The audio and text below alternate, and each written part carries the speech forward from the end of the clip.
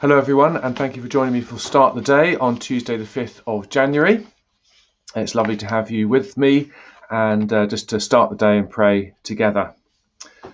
I thought for the next 4 days we might have some prayers for the new year and all that's happening at the moment, and we'll begin in the normal way with some introductory words, a little prayer, and then I'll do the particular thought and prayer for the day, for the new year, and then we'll close at the end with our start the day closing prayer. So where you're standing or sitting, let's just pause for a moment.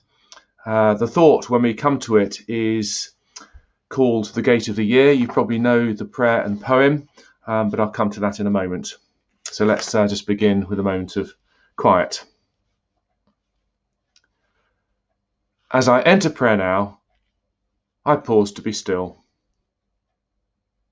to breathe slowly, to recenter my scattered senses upon the presence of God. As I draw near to you, God, would you draw near to me? Teach me to pray. Speak, Lord, your servant is listening.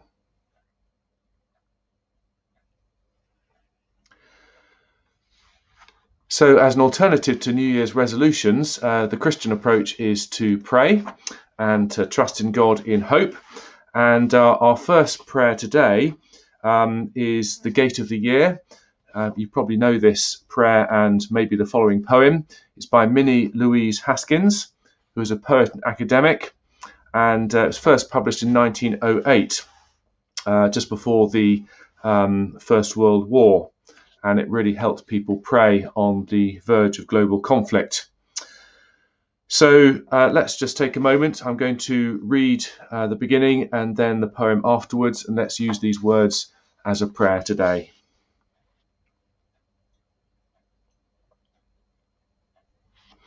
And I said to the man who stood at the gate of the year, "Give me a light, that I may tread safely into the unknown."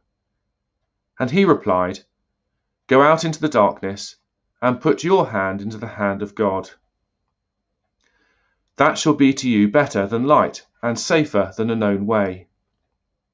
So I went forth, and finding the hand of God, trod gladly into the night. And here's the poem. So heart, be still. What need our little life, our human life to know, if God hath comprehension?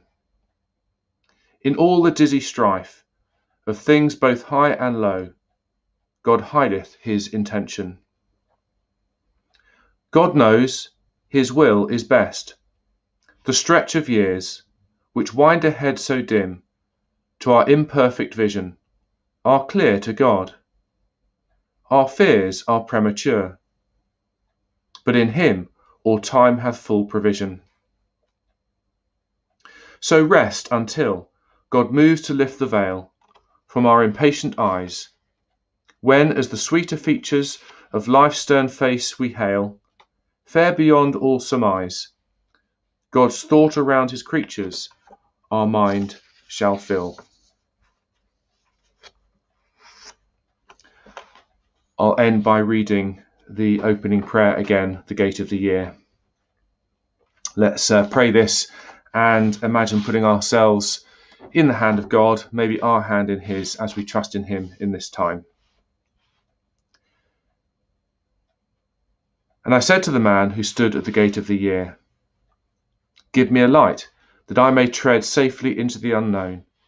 And he replied, "Go out into the darkness, and put your hand into the hand of God. That shall be to you better than light, and safer than a known way." So I went forth, and finding the hand of God, trod gladly into the night. Amen. And our closing prayer. Father, help me to live this day to the full, being true to you in every way.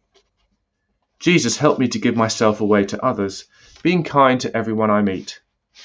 Spirit, help me to love the lost, proclaiming Jesus in all I do and say. Amen. So thank you for joining me, and tomorrow we'll have another prayer for the new year. I hope today goes well for you, and see you tomorrow.